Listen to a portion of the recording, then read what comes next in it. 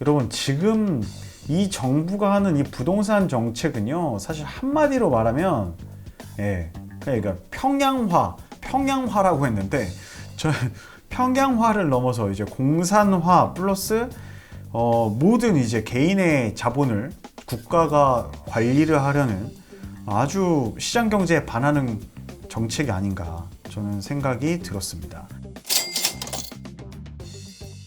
네, 안녕하세요. 재테크바이블 최한입니다.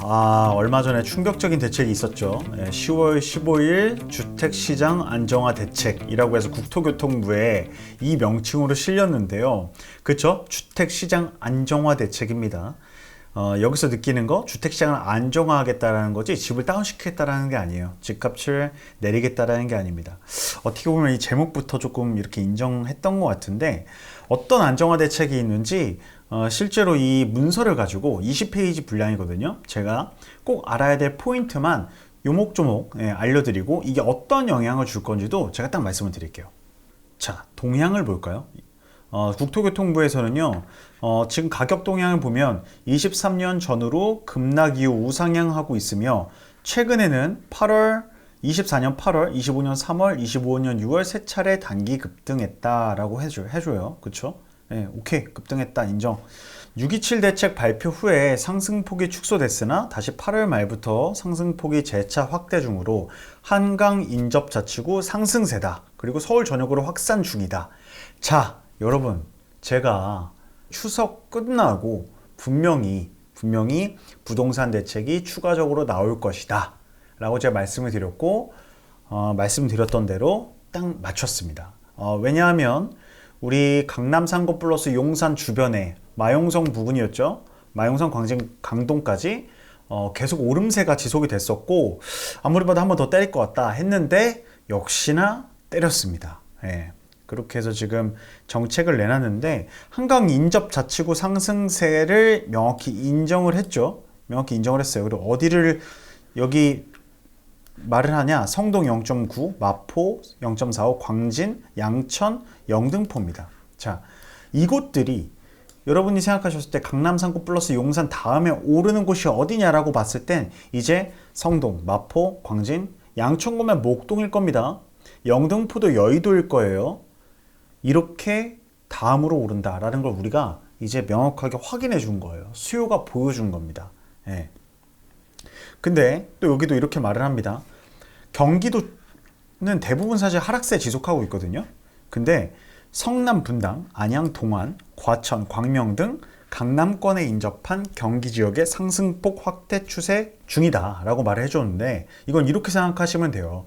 앞으로 서울에 못 살 거면요, 강남권에 인접한 경기 지역 사시면 됩니다 라고 그렇게 인지하시면 됩니다. 자, 하지만 떨어진 데도 있어요. 평택은 마이너스 0.87, 안양 만안도 안 올랐죠. 화성도 안 올랐고요. 군포는 살짝 올랐습니다. 근데 미미하죠. 성남, 분당, 동안, 과천, 광명, 하남 다 올랐습니다. 근데 여기가요, 생각해보면 다 일기 신도시 지역이고요. 혹은 또 새롭게 강남 인근에서 주거지가 많이 몰리는 지역이었죠. 특히 광명 같은 경우에도 공급이 엄청 났습니다. 작년까지. 그래서 제가 강남에 작년에 강의 갔을 때 광명에 사시는 분한테 말씀드렸어요. 비싼 거 아니다. 지금 더 빠지지 않는다. 무조건 사라 라고 말씀드렸는데, 그때 사셨으면 최소한 2억 이상은 버셨을 것 같습니다. 자, 저는 이게 현 상황을 진단한 게 아니라 앞으로의 상황도 전 이걸 진단한 것 같아요. 앞으로 여러분 집을 구매하시고 하실 때 강남은 이제 강남 사고 싶은 건 당연하죠. 그 다음 어떤 순서예요? 성동, 마포, 광진, 양천의 목동, 영등포의 여의도 사시면 됩니다. 그거 안 되면 경기도 밑으로 내려가라, 강남권에 인접한 곳으로 넘어가라 라고 딱 지정을 해준 것 같습니다. 거래 특성 보면요, 규제 지역은 토지거래 허가구역 지정 이후 갭 투자 비율이 급감했습니다. 당연하죠. 갭 투자를 못하죠, 현실적으로. 근데 비규제 지역은 연초와 유사한 수준이다. 그래서 이번에 토지거래 허가구역을 다 지정해버렸죠. 거의 공산당입니다. 공산당. 여러분, 지금 이 정부가 하는 이 부동산 정책은요, 사실 한마디로 말하면 그러니까 평양화. 어떤 분이 말했죠. 어떤 그 부동산 전문가가 이상우 대표님이셨나요? 예, 평양화라고 했는데 저 평양화를 넘어서 이제 공산화 플러스 모든 이제 개인의 자본을 국가가 관리를 하려는 아주 시장 경제에 반하는 정책이 아닌가 저는 생각이 들었습니다. 뭐 이거야 이 배경 설명이야 이 국토교통부 과장님들이 지금 현 정권의 입맛에 맞게 어떻게든 만들었을 겁니다. 예, 저도 정부 부처에 있어봤기 때문에 알고요. 자, 여기 보면은 광의 통화량 증가. 당연히 돈 풀고 15만 원씩 나눠주니까 시중엔 통화가 많죠. 투기 수요의 주택 시장 유입 압력이 높다? 저는 요게 이해가 안 되는 거죠. 유동성이 있기 때문에 투기 수요가 생기고 주택 시장 유입 압력이 높다? 이게 당연히 자원이 시장에 풀리면요. 자산의 가치가 상승하는 건 맞거든요. 당연한 경제 논리인데 그렇게 따지면요. 주식시장 공매도 다 막아야 되는 거 아닙니까? 공매도나 주식시장에 얼마나 투기하시는 분들 얼마나 많아요. 작전 세력도 얼마나 많습니까? 이런 사람들 잡을 생각은 안 하고 엄한 실거주 하려고 하는 서민들 잡는 거죠. 그렇죠? 수급심리 22년부터 누적된 공급 부족 다 알고 있었어요. 23년, 24년, 25년, 26년 계속 2%대 공급이죠. 입주 물량이 2만 호, 2만 7천 호, 뭐 2만 9천 호, 뭐 이런 거밖에 안 됩니다. 근데 수요는 그만큼 높고요. 입주 물량 계속 부족되는 것도 모두 알고 있었습니다. 진즉에 해결 안 해놓고 재건축 재개발 계속 막아놓고 자, 여튼 그래서 추진 방향을 한번 볼까요? 총력 대응하겠다. 당연히 총력 대응합니다. 총력 대응 안 하면 안 되겠죠. 자, 가계와 기업의 자본이 가계대출, 부동산으로 집중되지 않고 보다 생산적, 건설적인 부분에 투자가 이어지도록 전환이라고 해서 주식시장으로 열심히 밀어넣고 계신 것 같아요. 유동성 증가로 부동산 투자율이 높아지는 상황을 고려해서 과도한 투자 이익이 발생하지 않도록 이게 말이 됩니까, 여러분? 내 돈으로 내가 투자를 하겠다는데 과도한 투자 이익을 정부가 막는데요. 이해되세요? 여러분 주식시장에 투자하는데 내가 100% 넘어서 이득을 봤어. 2배 올랐어. 그럼 정부가 막는 거랑 똑같아요. 당신 너무한 과도한 수익을 얻었어. 막겠다. 이게 말이 되냐고요. 그러니까 그래서 공산화라고 하는 겁니다. 여러분의 자본은 이제 없습니다. 나중에 동결될 수도 있어요. 지금 사실 아파트 동결인 겁니다. 쉽게 팔 수도 없어요. 왜냐면 팔리지도 않거든요. 그 정도 현금 가지고 있는 사람이 많지 않기 때문에. 이런 과도한 투자 이익이 발생하지 않도록 말이 안 되는 거죠. 이거는 평양에서나 있을 수 있는 일이 아닌가 싶습니다. 자, 요런 전략, 이거 우리 전략 짜고 하시는 분들 항상 많죠. 최종 목표, 이거 보면 진짜 놀라워요. 5가지 과제들을 제시했어요. 목적은 주택시장 안정화예요. 서민 주거 안정 및 경제 활력 제고가 최종 목적입니다. 근데 그 아래 중분류가 투기 수요 차단, 생산적 부문 자금 이동 지원. 이게 모든 5가지 실천 과제가 있는데 그 위에 여기 보이시죠? 상위 과제가 투기 수요 차단이에요. 그리고 생산적 부문 자금 이동 지원이에요. 이렇게 되면 주택시장 안정화된대요. 자, 여러분 투기 수요 차단이라고 했는데 원래 지금 정권 들어오기 전부터 똘똘한 한 채가 대세였고 다주택자에 대한 세금을 엄청 때렸어요. 그렇기 때문에 이미 투기 수요는 많이 잡혔다라고 볼 수 있습니다. 여러분 지금 투기하려고 부동산 사는 사람 주변에 몇 명이나 계십니까? 한 3, 4년 이래에 많이 사라졌어요. 근데 또 투기 수요 차단이다 이거 핑계죠. 그리고 생산적 부문 자금 이동 지원 이게 뭔 말입니까? 부동산으로 들어갈 돈 다 잡아서 주식으로 넣어라 이 말이에요. 이 말을 그냥 명문화 시켰어요. 왜? 이재명 대통령의 코스피 5천 만들겠다라는 공약 이거 국토교통부가 돕고 있는 거죠. 이러면 서민 주거 안정되나요? 안 되죠. 투기 수요 차단한다고 서민 주거가 안정화됩니까? 이게 말도 안 되는 논리라는 거죠. 자, 그럼 5개 실천까지 볼게요. 첫 번째, 주택 수요를 관리 강화하겠다. 오케이. 수요 관리 강화한다. 주택 수요 관리를 강화, 주택을 살려는 니즈를 관리하겠다라는 거예요. 자, 못 사게 막는다라는 거죠. 그래서 서울 전역 25개 자치구가 모두 투기과열지구와 조정대상 지역으로 추가 지정됐습니다. 경기도 12곳도 추가됐습니다. 이 말 서울 전역 네가 올랐든 안 올랐든 다 상관없어. 풍선 효과로 옆에 번져나갈 수 있으니까 다 막아버릴게. 경기도도 포함. 토지거래 허가구역도 지정해서 너네 집 살려면 관청에 허가받아. 이게 말이 된다고 생각하세요? 네, 관청에 허가받고 내 돈으로 집 사는 게 말이 된다고 생각하세요? 이게 이 정권의 기본적인 시장 경제를 다루는 이 스탠스인 겁니다. 예, 투표가 그래서 무서운 겁니다, 여러분. 투표를 하셔야 되고 투표를 잘 하셔야 됩니다. 뭐 잘잘못을 떠나서 여러분들이 돈을 가지고 있어도 집을 못 산다니까요. 자, 여러분 주식시장에서 지금 몇 달 동안 20-30% 버셨을 거예요. 그쵸? 삼성전자만 해도 6, 7만 원에서 벌써 10만 원 가까이 올라갔잖아요. 그럼 그렇게 올라가면 뭐합니까? 여러분 한 2억 넣었어요. 그러면 2억 6천 되신 거죠. 결국 집 못 사요.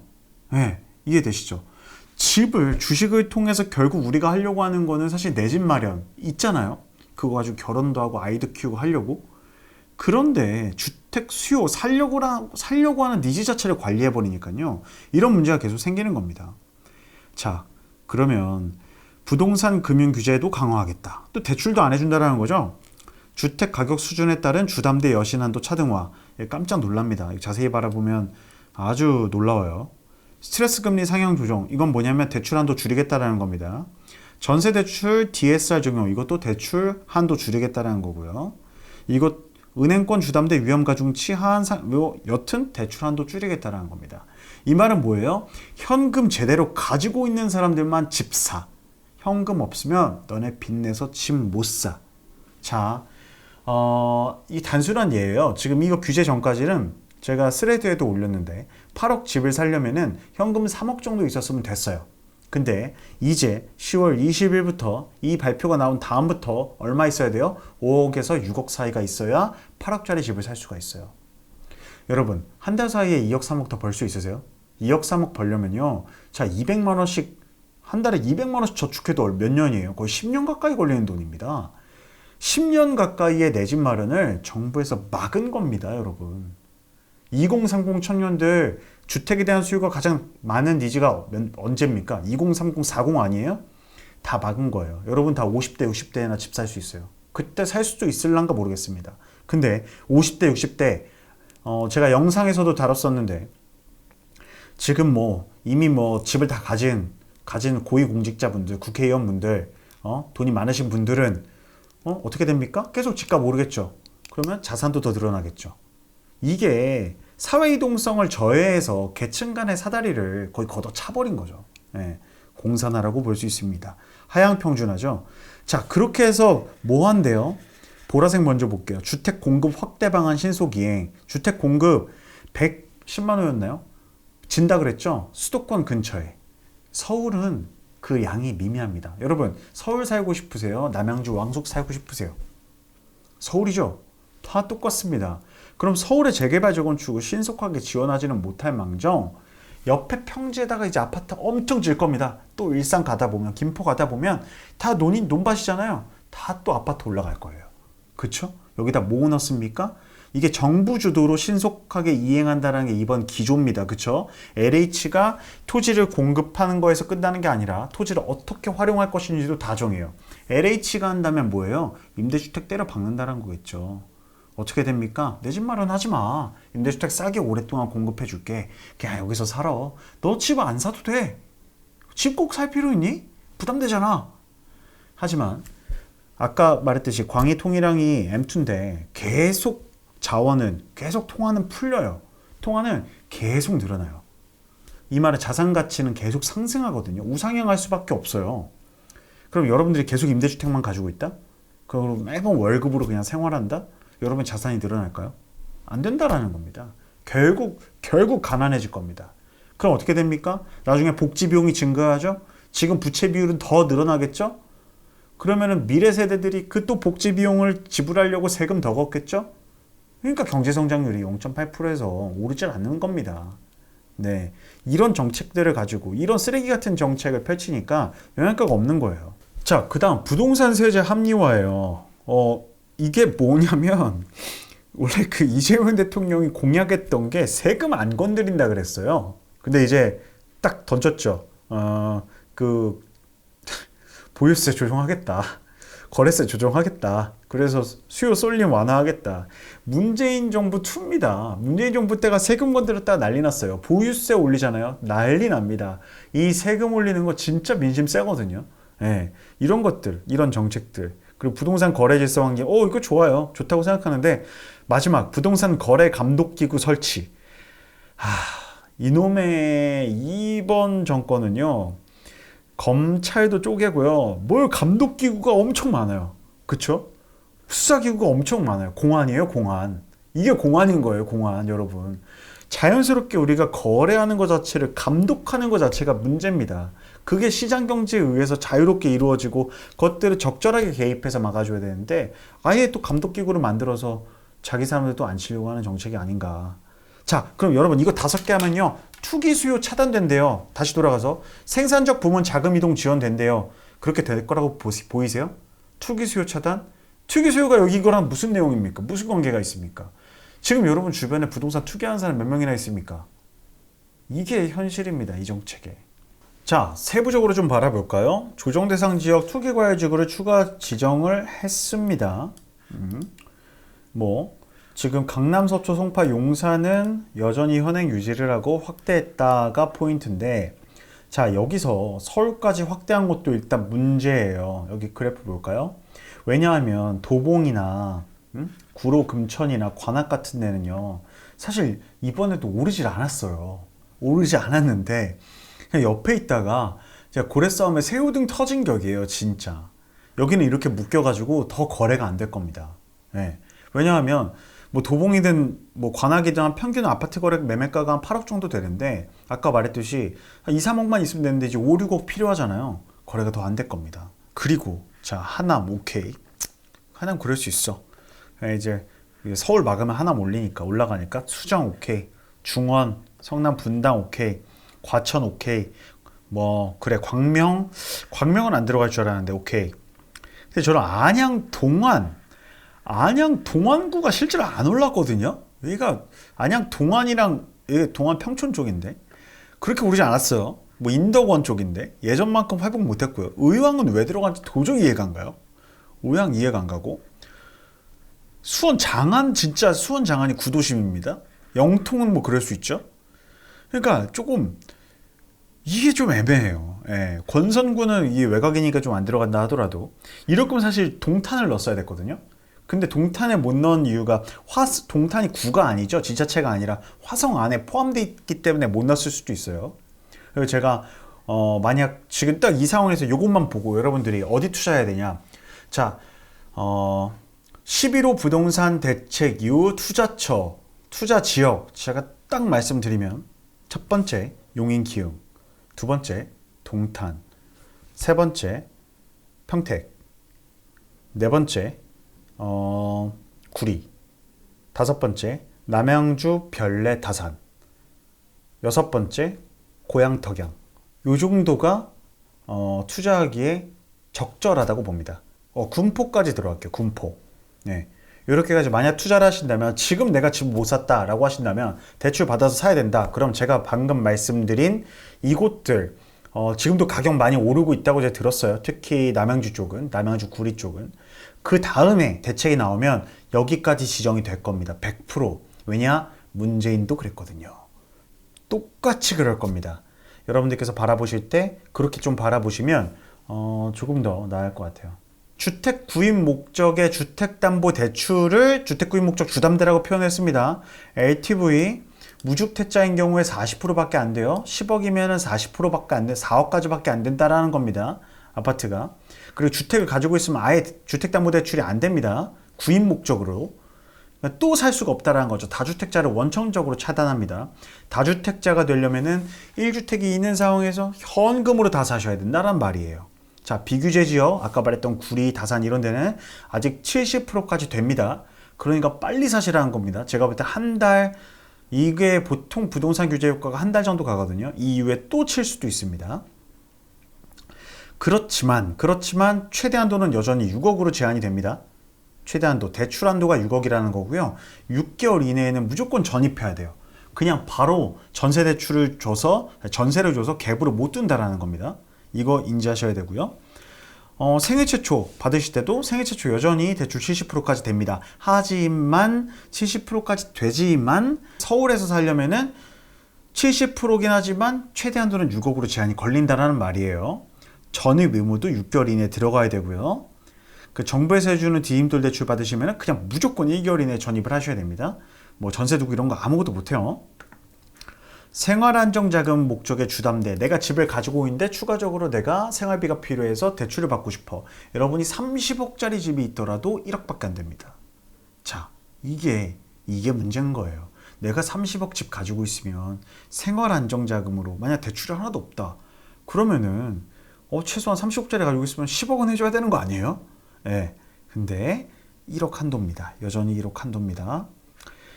자, 여전히 소유권 이전 조건부 전세 대출 금지. 이게 갭 투자죠. 내가 집을 사면서 전세 세입자 맞춰가지고 집을 구매하는 거. 갭으로 사는데 안 된다라는 겁니다. 우리 국토부 차관께서는 이렇게 집을 사셨어요. 전세 보증 비율 80%로 강화해요. 이 말은 뭐냐면 전세 대출 원래 한도가 더 많이 나오던 거를 줄이겠다라는 겁니다. 자, 그렇게 되고요. 1주택자는 전세 대출도 2억 한도로 일원화됩니다. 주택 가지고 있는 상황, 갭을 주고 있더라도 이 주택 가지고 있으면요. 전세 대출 2억밖에 안 됩니다. 예, 다 맞겠다라는 거죠. 야, 집은 하나만 가지고 있는 거야. 2개 가지고 있으면 범죄자야. 라고 말하는 거랑 똑같습니다.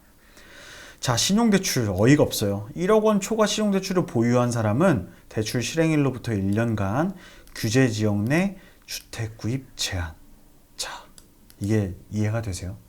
여러분, 내가 소득이 진짜 많아. 요즘 대기업도 웬만하면 1억 넘잖아요. 1억 넘어서 내가 신용대출 보유했잖아요? 그럼 대출 내가 만약 오늘 했어. 그럼 1년 동안 집을 못 사요. 그래, 의도는 알겠어.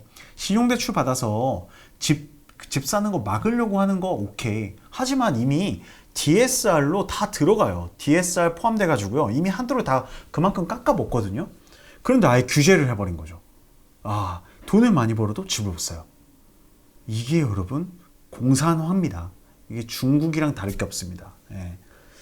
명확하게 우리 공산국가가 돼가는 것 같아요.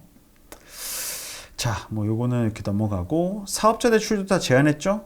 사업자가 주택 매매 임대 사업자 외에는 주택이라는 걸 구매하는 이유가 없다. 구매하면 안 된다. 예전엔 구매가 가능했습니다. 이렇게 됐고요. 다주택자 취득세 중과 계속 하고 있고요. 2주택, 3주택 사면 너 세금으로 죽여버린다 이거죠. 취득세 12%면요. 10억짜리 아파트 사면요. 세금으로 1억 2천 내는 거예요. 취득세가. 말도 안 되죠. 그쵸? 자, 전매, 수도권 3년, 지방 1년 전매 제한. 아파트 사시고 하시면 집도 못 팝니다. 3년 동안 못 팔아요. 오피스텔도 1년 동안 못 팔아요. 다 못 팔아요. 네, 사지 말라는 거죠. 민연주택 가점제 적용 비율도 차등한다. 뭐 요거는 뭐 어느 정도 지속이 되고 있었던 건데 가점제 비율 70%까지 올렸죠. 네. 요거는 뭐 어느 정도 있었던 내용이었고, 토지거래 허가구역 추가 지정했던 거 이게 똑같이 투기과열지구와 동일하게 적용이 됩니다. 허가구역 내에서는요 아파트만 해당되는 게 아니에요. 한 개동 이상 포함된 연립 및 다세대 주택까지 포함입니다. 이게 무슨 말이냐면 여러분 이런 게 있어요. 연립 다세대로 한남 더일 이런 거 보면 4층 5층짜리 집인데 동이 많죠. 이런 데도 포함된다라는 거예요. 근데 일반적으로 알고 있는 우리 그냥 빌라 한 동짜리 막 두 동짜리 빌라 이런 거는 토지거래 허가구역에 포함되지 않습니다. 원래 허가 대상만 허가되는 거 그 외에는 다 제외예요. 그러니까 최근에 그 커뮤니티나 이런 거 보면은 연립 다세대 다 안 되는 거 아닙니까? 라고 하는데 그게 아닙니다. 아니에요. 우리가 알고 있는 다가구 주택 이런 거 상관없어요. 토지거래 허가구역 아니에요.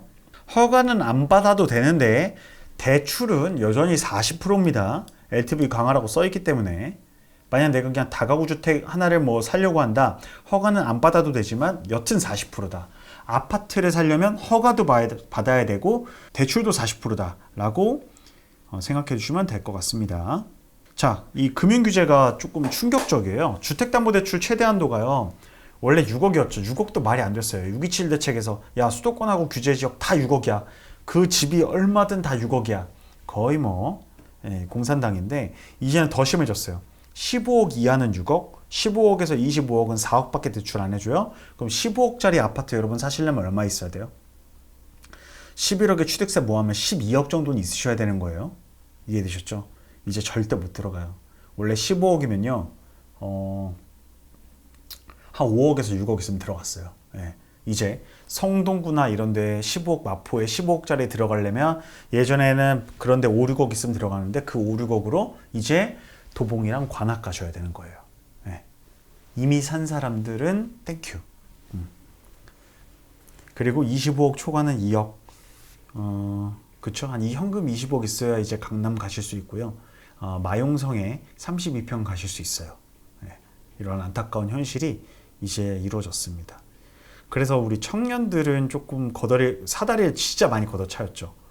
저도 그 마지노선 세대긴 한데 지금 20대 30대는 초중반까지는 집사람도 못 내죠. 예. 20억 있어야 되는데 10억 있어야 되는데 그 정부가 말하는 건 뭐냐, 야, 꼭 서울에 안 살아도 되잖아. 3억 4억짜리 수도권의 아파트 100만 개 만들 테니까 거기 살아, 요겁니다. 예. 거긴 죽어도 안 오르겠죠.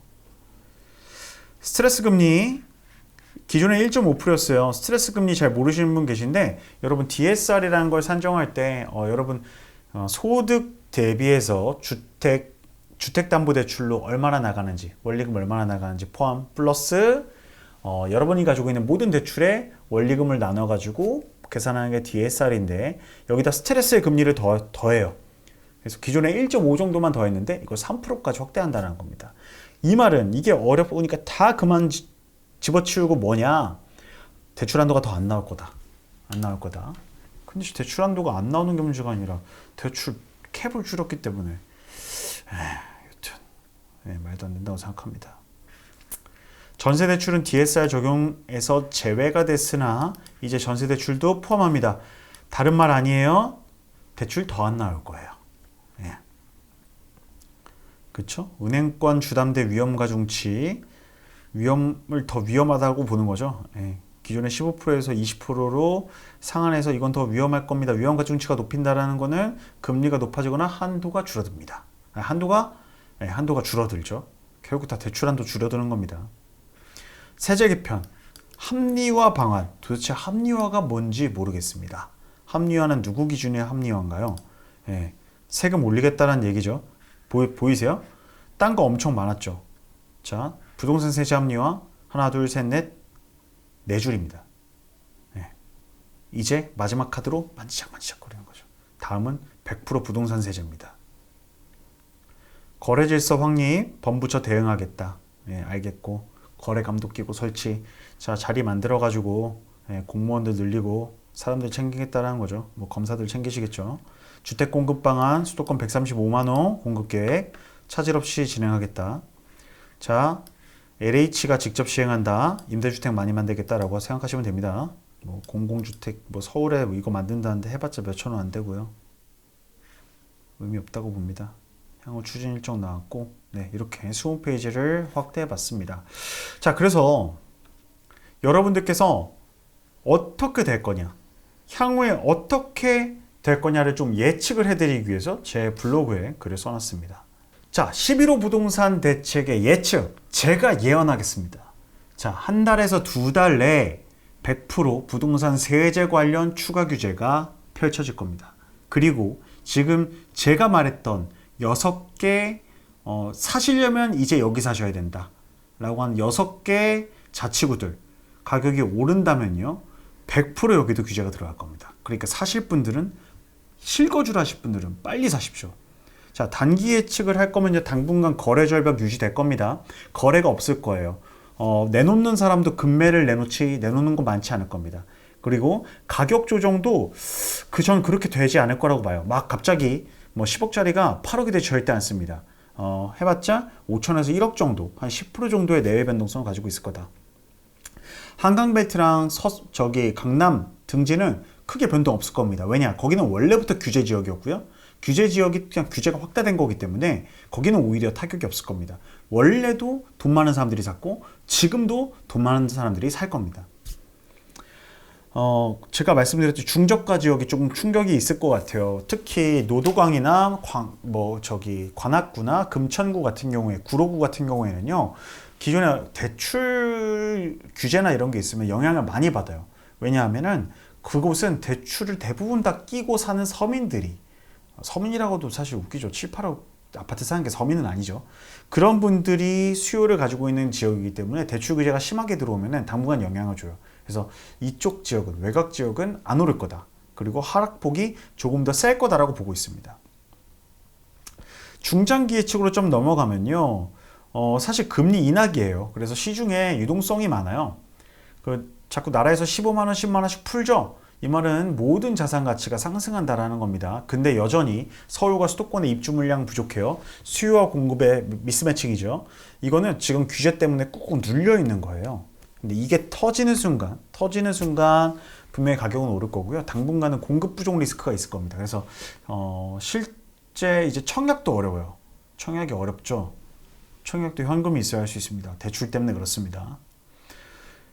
그래서 참 어려운 시장이 앞으로도 좀 도래할 것 같고요. 전세 시장도 좀 불안정할 겁니다.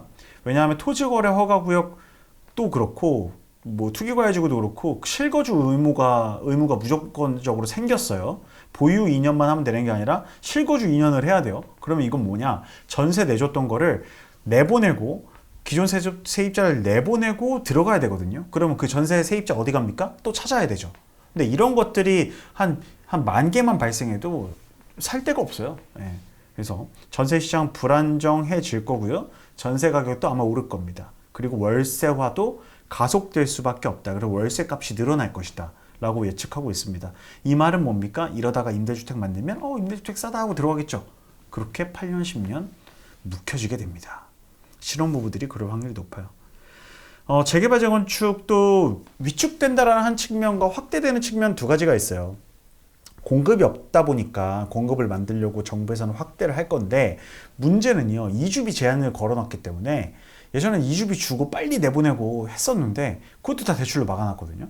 이런 것들이 좀 현실적인 문제에서 속도를 가속화하기 힘들겠죠.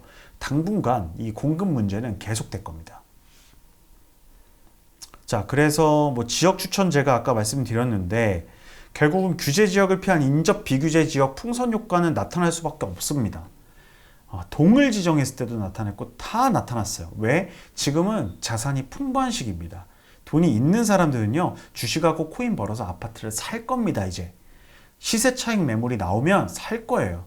4천선까지만 가잖아요. 시세 매물 차익 엄청 나올 겁니다. 그러면은 아파트를 구매하기 시작할 건데, 말씀드렸듯이 평택이나 동탄이나 기흥이나 구리나 덕양이나 이쪽 인근 쪽 쭉 보셨으면 좋겠습니다. 군포까지도 보셨으면 좋겠고요. 풍선 효과는 100% 나타날 겁니다. 접근성 좋은 곳, 경기 남부 지역. 제가 말씀드린 곳 중에 북부 지역 있나요? 북부 지역 없습니다. 다산 남양주 정도밖에 없죠. 근데 거기에 8호선이 있어서 제가 말씀을 드린 거예요. 수도권 남부, 서울 남부와의 접근성이 어떻게 되냐가 제일 중요합니다. 그것만 인지해 주시면 돼요. 자, 그리고 초저가 아파트는 더 어려울 거지만 실수요는 계속 있을 겁니다. 이 말은 대출이 그렇게 많이 필요하지 않은 거. 이제 8억짜리 아파트는 5억이 필요하겠지만 4, 5억짜리 아파트는 비슷하거든요. 다 대출이 돼요. 그 안에서는. 그럼 수요가 증가하겠죠. 그래서 제가 볼 땐 2, 3억 모은 사람들이 매매를 진행한다면 6억짜리 미만 아파트, 5억짜리 미만 아파트가 수요가 증가할 거다. 서울에는 이 가격대 없죠. 수도권 쪽에서, 수도권 규제 지역 쪽에서 위치 괜찮은 데에서 저가 아파트의 매수가 들어갈 거다. 초고가 아파트는 현금이니까 의미 없는 것 같습니다. 자, 정리한다면요. 자, 수요는 해결된 게 하나도 없다. 한마디로 눌려 있는 것이다. 자산 가격 상승 시기이다. 수요는 없어지지 않을 겁니다. 이제 주식 코인으로 돈 번 사람들이 모두 집 살 겁니다. 거래량은 줄겠지만 가격은 방어할 거라고 봅니다. 집을 팔려고 해도요, 잘 안 팔릴 겁니다. 왜냐? 현금 있는 사람이 그렇게 많지 않기 때문에. 하지만 싸게 팔지도 않을 겁니다. 여전히 신혼부부들은 생애 최초를 노리셔야 됩니다. LTV 70%가 이제는 굉장한 메리트, 나의 진짜 장점이 되는 겁니다. 그렇기 때문에 생애 최초 노려서 제일 좋은 집을 가져가시는 게임을 하셔야 됩니다. 자산가들은 아파트 이외에 대출이 가능한 부동산 자산으로 눈을 돌릴 겁니다. 토지가 될 수도 있고요, 상가가 될 수도 있고, 건물일 수도 있는데요. 상가 같은 거는 보지 마시고요. 목 좋은데 건물은 여전히 유효할 것 같습니다. 주식시장은 당분간 좀 화랑일 것 같습니다. 3,800 넘어서 4,000까지는 가지 않을까 생각이 듭니다.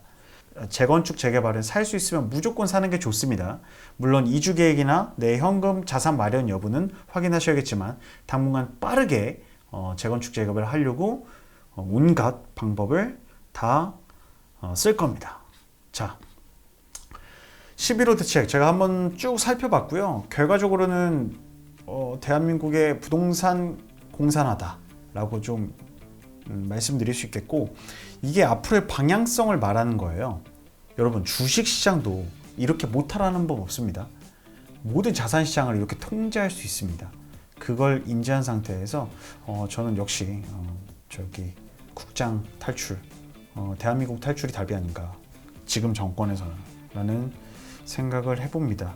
이런 식으로 정책을 계속했다가는 아마 2030 청년들, 그리고 젊은 세대들, 내 집 마련해야 되는 청년들이나 젊은 사람들의 반감이 커질 거다라는 생각을 금하지 않을 수 없습니다. 자, 오늘 여기까지 하겠습니다. 재테크바이블 최한이었습니다. 감사합니다.